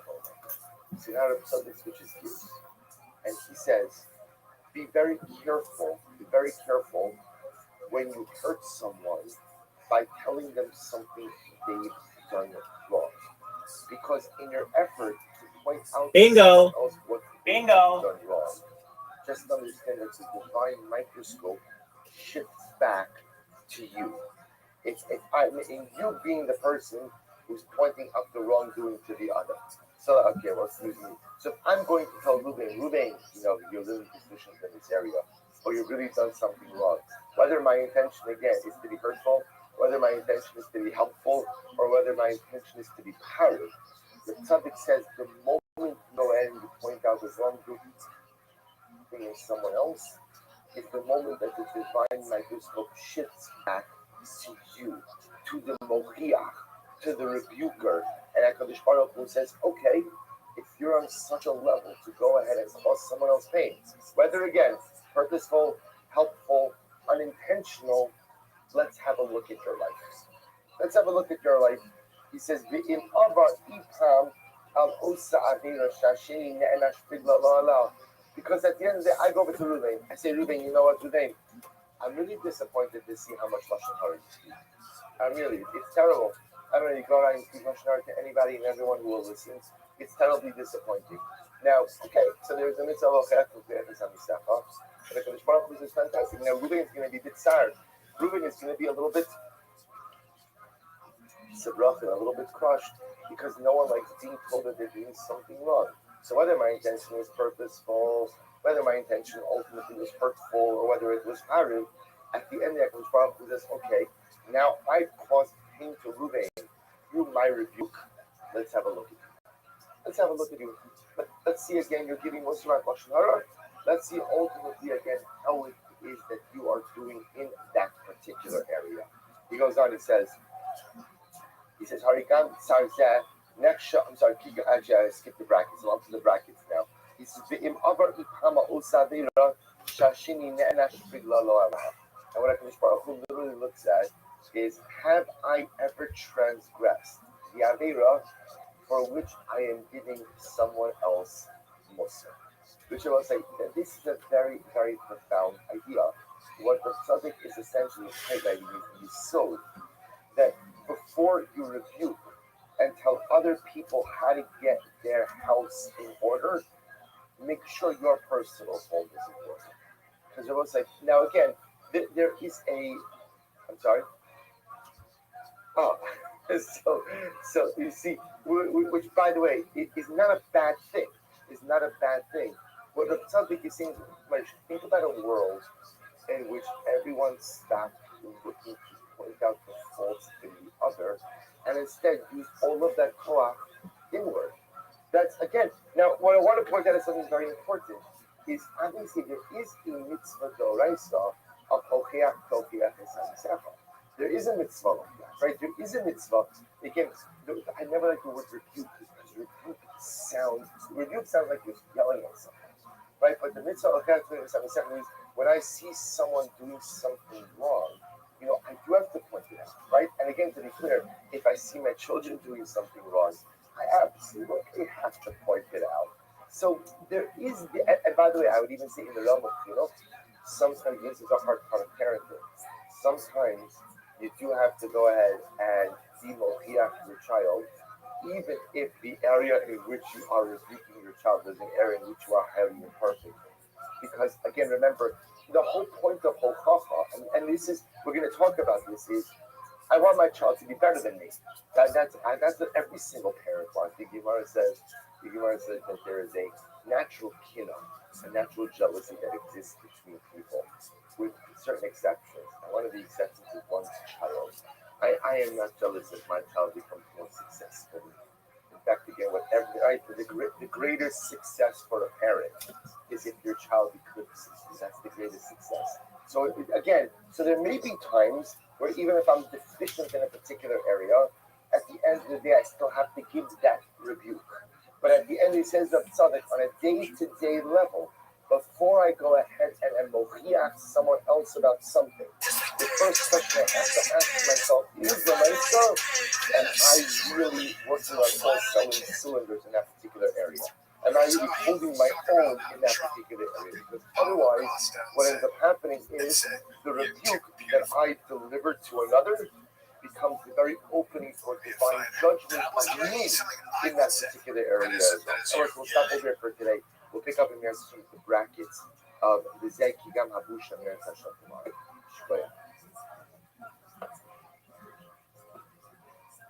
That's just an older gay thing. So Brian knows a thing. When you get older, you appreciate young, masculine beauty. Yeah. You know what I mean?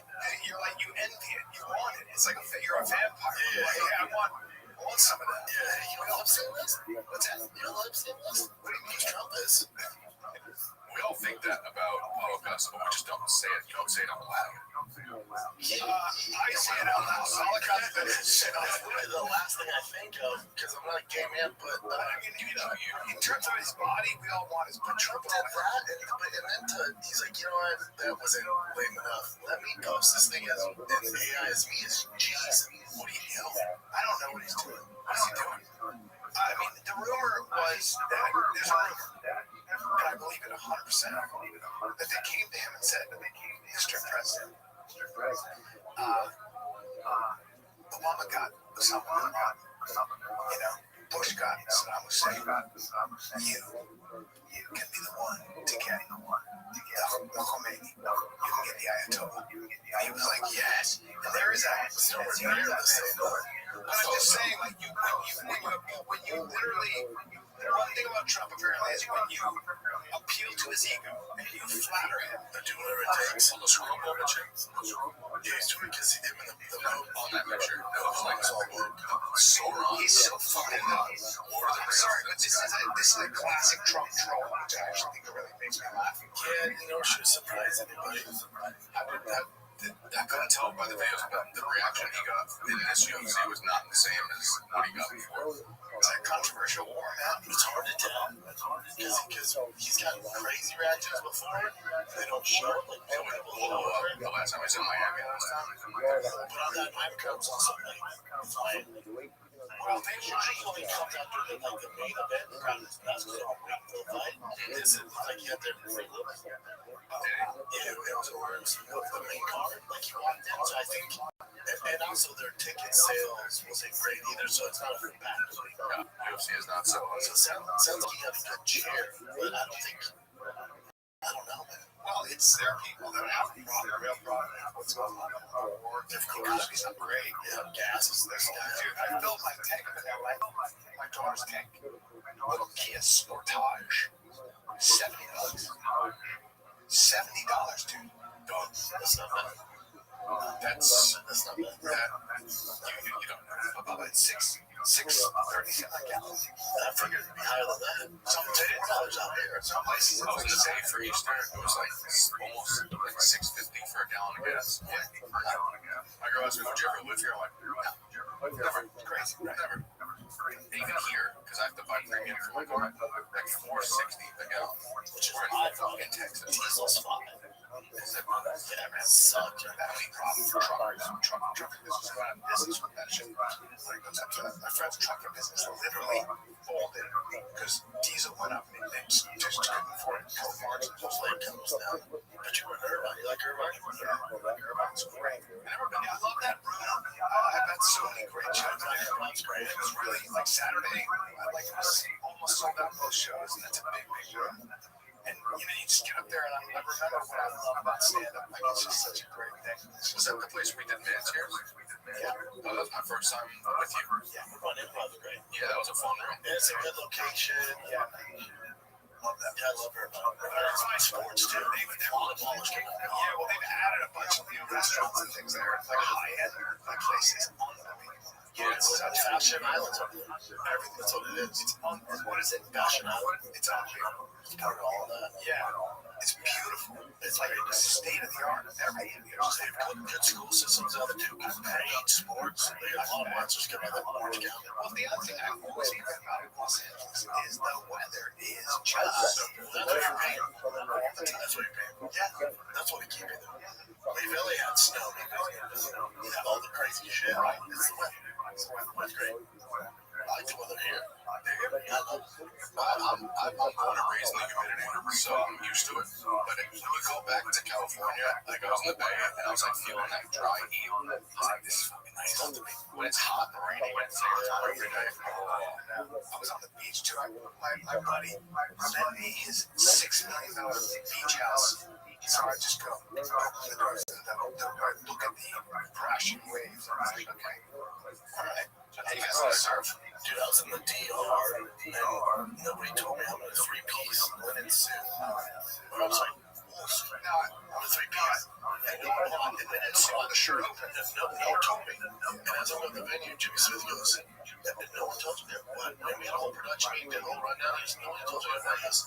The lights are outside. I looked at it and said, yo, buddy, do you think it could have done this? Is a disaster. Hey, if you sneeze, you're going to kick off all that top button's there. I told my wife to freaking jack right now. That button is going to fucking also that sounds medium. That's so hot. What you're wearing right now is hot. That's warm. That's hot. Old pants. That's hot. In the DR. That's hot. I wouldn't tell you. But it was supposed to be indoor AC, tropics. I know, but you gotta work. You gotta wear. You gotta look nice. We gotta get you a linen suit. Jimmy was in a suit too, but look at gray. Shirt all the way over. Jimmy Smith is gray. You guys are looking very hot there. Hey, go back. Me and Jimmy, you look like you're sweating. No, we're dying. But Jimmy does all over the world, so he is ready. He took his jacket and had sweat on his suit. Yeah, it almost looks like it. It was toast. The venue was dope, but we weren't covered, but it's open. Can I your latest beautiful? Can I get some color on the fights. Anthony Smith, great. There's upset his brother. He has 4 daughters. 3 of them like to watch him fight. 1 can't. She can't, nerves. So he brought his 3 daughters. His one daughter's 14. She's 6'2". They're freaks. Another daughter wrestles. She just wants to. Yeah. He's a stud. Where's he from? Where's he from? Nebraska. How long you guys been dating? What you got to do? Because after you walk on the beach, this is after we sucked each other. I was going to say, because actually, he was getting a massage. I was eating lunch with my girl, so I could, heavyweight stroll on the beach. And I was actually, if you pulled back on the camera right behind the wrestler. So he was walking up, like, no, because we used to train together. I'm like, what are you doing? He's I would say he was as tall as you. He looks, maybe it's because you're wearing shoes. Now, did you have to put your arm around his waist there? Grab his ass jam. He looks good at heavyweight, though, right? He's really good. Well, he walks at 235. He's a big cat. Yeah, when I saw him at UFC, I was like, he's like 235. I was like, Jesus. Yeah, but he's 5'2". Which is, there it is. Yeah, Jason's a true fan. What do you think, in all honesty, what do you think of the sport? In terms of just different considerations with your hands. Yeah, because you can break them. Yeah, and then on the ground, like stuff you can usually get away with. The UFC and PFL.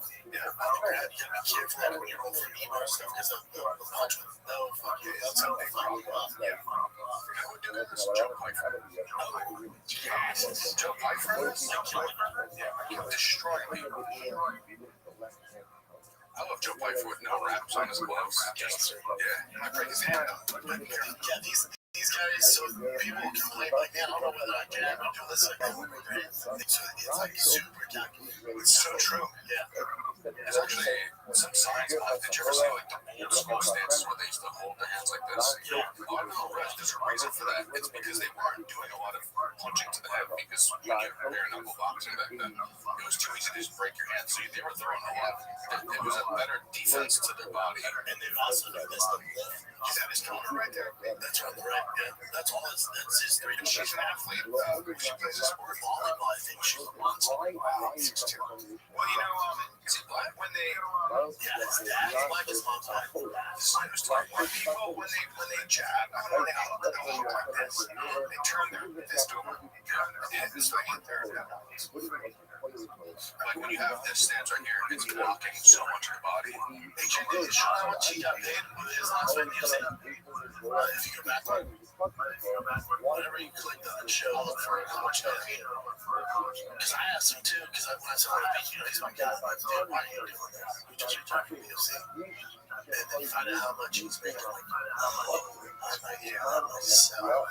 It's just emotional.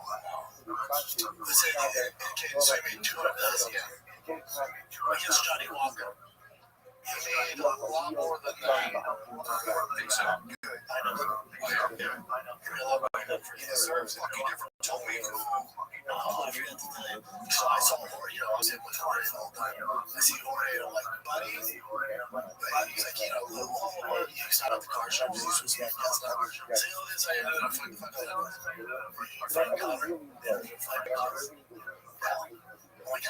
fuck me, his blood. They offered me this guy. Yes, and I said yes. I said no, so we're waiting to see. They did. Nope. That's fine. Yeah, you give a Jay Crocker.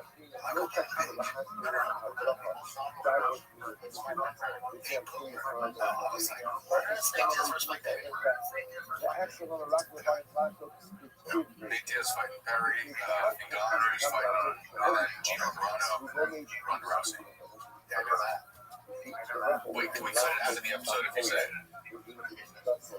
Yeah, I'm not going to say it now. No, because Jim might leave it and then bring my dog. I gotta do that to the guy. I don't want to get him in trouble. He's big. Just remind him.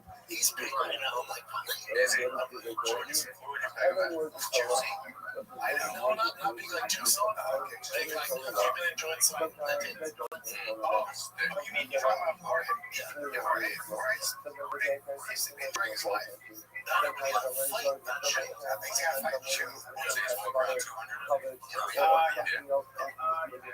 Yeah, okay. But he always came. He's Russian. And I announced on there, you like this one? So the production, they were surprised the fans when I announced the main event. I think it's like May 1st or whatever the fuck it is. In Miami. He goes, the main event is Hector Lombard. I go, oh my gosh, Trent, that is so cool. He goes, I go, oh, that's amazing. He goes, do you know the history about them? I go, I don't really like each other. You don't understand. They hate each other. And I go, oh, there's no accurate. And he goes, oh, that one do justice. They legit want to kill each other. What? They go, so what I did is, no actor will come if he goes insane. They'll fight outside. So I have 8 security guards. We're going to bring both of them in the cage and tell them that they're fighting. You know, they know they're fighting each other, but they don't know they're fighting the venue. They've kept them separate. Different hotels, everything. They've kept them separate. So when I went around there, I was like, all right, I got to be a part of announcing Yoel and Hector. And then someone could come here, hey, scrap the Yoel and Hector thing. They will be next to each other. They said the only way they will do it is they can fight right now. That's one site. It's such bad. What is it? Such multiple things. Yeah, I don't want to get in here out there Mondays. Yeah, all the chase.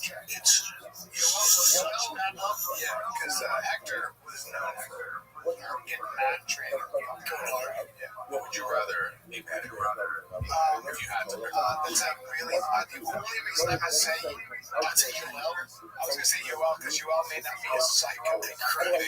They're both crazy, yeah, but Hector. Brandon and I saw Hector. And we were like, he was in the TSA. He was getting changed, and he had these sweatpants. We were both going, look at the tailpiece on that fox. He's taped up. When I saw my shit, I grabbed him. I go, what's up, freak? He goes, like, what's up, freak? So you know him from your voice? Oh, yeah. You know, my favorite is Jorge was always known as just he's game fighter right now. He's anybody. And great fighter and blah blah blah. Shit, he's the best. And when we hung out with him, yeah, came to my show in Miami and everything. He came to my show, then we hung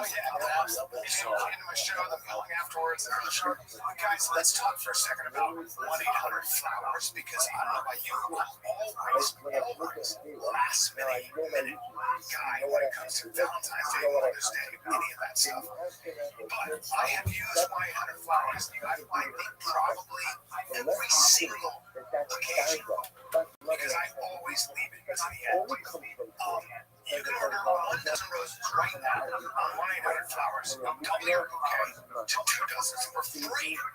Twice the flowers per mom is everything. Okay, Mother's Day's coming up. With 50 years, 1-800-Flowers is perfected. Details about our most. I've probably been using it for 30. Every bouquet is picked at peak freshness, carefully packaged and backed by a freshness guarantee. 1-800-Flowers knows many of us procrastinate, and they've been saving their customer with same-day delivery for years. All right, so Mother's Day is Sunday, May 10th. Bouquets are selling out fast. Don't wait to claim your double roses overnight before they're gone. Visit 1-800-Flowers.com/TFTK. That's 1-800-Flowers.com/TFTK. And you will not be sorry. And I was talking about you. I was talking about the India's thing. I was like, yeah. I said, you know, your rate is like, you don't mess with guys that big. And he said the coolest thing is, it's a different ecosystem. It's so great. Yeah, he's the best. My God. The deal he has a shit. He had all the right outfits, but you know, he's the best shit. He's a true man. He's a man. He's the next one's in Miami, so you know that's his fucking. It's going to be game right in Miami. That's where it is. That's the first one. Going out there, I'm working. I'm really can you say who might be on the board yet? I don't think so. Where I know, but I know the main event. And the gift of sin is that sin has the ability to point out my deficiency, That's a fireworks fight. which is incredible, wonderful, except that it says consider a way to learn about my deficiency and shortcomings without sin. Levitt says that's hope. That when I learn, again I become more authentic to myself. When I learn, I become more effective. When I learn, I have the ability to go ahead and see my deficiencies and shortcomings. Probably a lot of red lights will be on 100%. You know what I mean? Not to go to friends that I left the DR girl, I left the DR girl. The flights are great. Right hand color. I think you may have read this review, so yeah, I got like You know, my wife there, she speaks Spanish, and she's like, Diet Coke, is it? Coca Zero. So they're real Coke Zero isn't bad. even when a person is touched, not taken out of the food, we throughout the church of another area. Or you should one I told him no Lord that house. We might be up this for my to the bar. We can set the thing that remember I heard you get. Even if it was So they I don't told have him Diet Coke till about now. it. Just drink There's nothing to think I love for the night. Coca Zero. Our program. So You he's guys like, oh, I gotta told me leave early. It what takes us to like, do. it doesn't. I gotta leave early. You don't have Diet Coke, so I'm on the first flight out. Or so the first flight, son. I'm down here. Diet Coke, princess. So Oh, what's I the need them. be like? I had a potato fridge. Then what exactly do I get from country? I have that. What do I get? I What have do I to get? travel out of the country. Elements is ready to Coke, see. Diet Coke. If your country doesn't have Diet Coke, And even when I learn something that's quote unquote nice, I look off really nice in terms of the do's and don'ts in life, it's so often a nice one forces me to become a more introspective thought process. The key to Raja. I'll tell you what stuff is Charles Rosa. He's been around forever. The key to Raja. I thought with me back in the early 2000s, let's go to a beautiful American where the concept says, what was too ugly, that corrupted those someone. So the concept of English says, the sort of the lens of that, body brother have left you, or see ugly, he was left me, so as to those someone. And we do that once you think about it, it sounds a little bit different, right? If you say, oh, see ugly, when they left me, then of course that means they didn't see ugly. You know, that means they left me. So why does he not have to say so? Why did you have to say, oh, see ugly, they left me? That's go outside, no summer, they didn't see my face. It's incredible because the greatest is the uphold of his own right?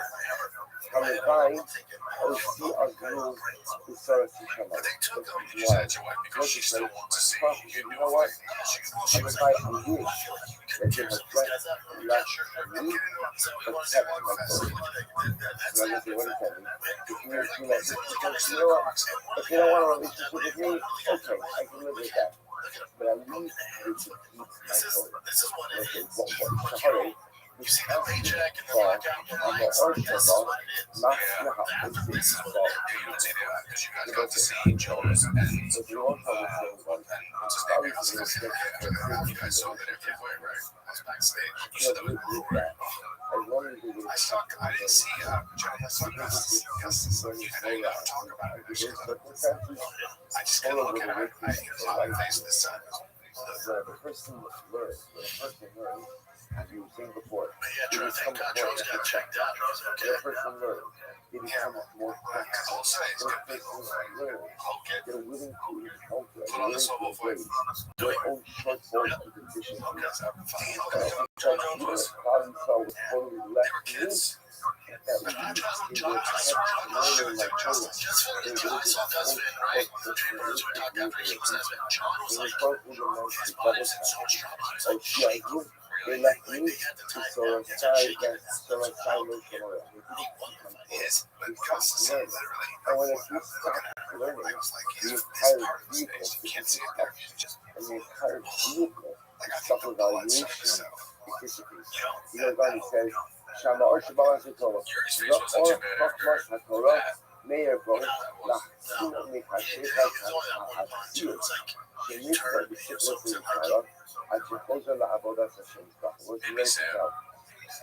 it's not great. The wisdom of Torah has the ability to go ahead and eliminate one from the foolish but ultimately one finds their way back to the revolutionary. It was a turns out, or type of subject, there can be two elements to work. There's the functional utilitarian functionality, which is I don't know why, how are you functional and do that? Okay, how do I keep Shabbos if I don't know what's happening? And how do I keep Kashrus if I don't know what's Kashrus? How do I wash my hands in the morning if I don't know how to function with the everything is not in order to be able to properly live, which is incredibly important. So, but part 2 says the thing. I want to be noticed is one of these dynamics that we first thing is how to explain the words. And at the end of the day, the words don't really do the dynamic that you just have to experience in order to really second dynamic the role of when I know I learn, it opens my eyes, and opens my heart to walk. I'm willing to I'm willing to self-evaluate, and I'm willing to engage in the process of self-judgment, and I'm willing to do all of these things so I can really tackle my shortcomings and my deficiencies without having to think. So let's say, what the COVID is causing is there are two ways we come to the process of self-evaluation. By possibility, one is that sin. And again, the great part of sin, I know it's not sin, but the great part of sin is I know what my weaknesses are, I know what my deficiencies are, I know what I have to do. But then there's the process of learning. And when I learn, I have the ability to go ahead and engage in the process of self-evaluation. How does it work? Torah opens my eyes. Torah opens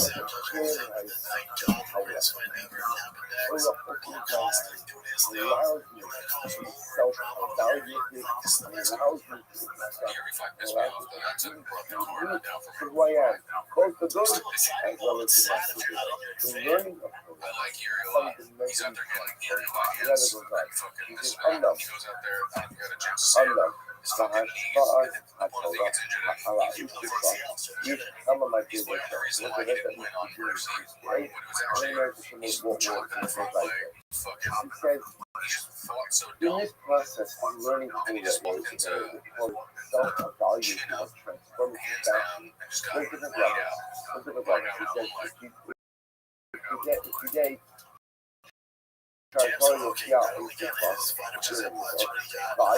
Torah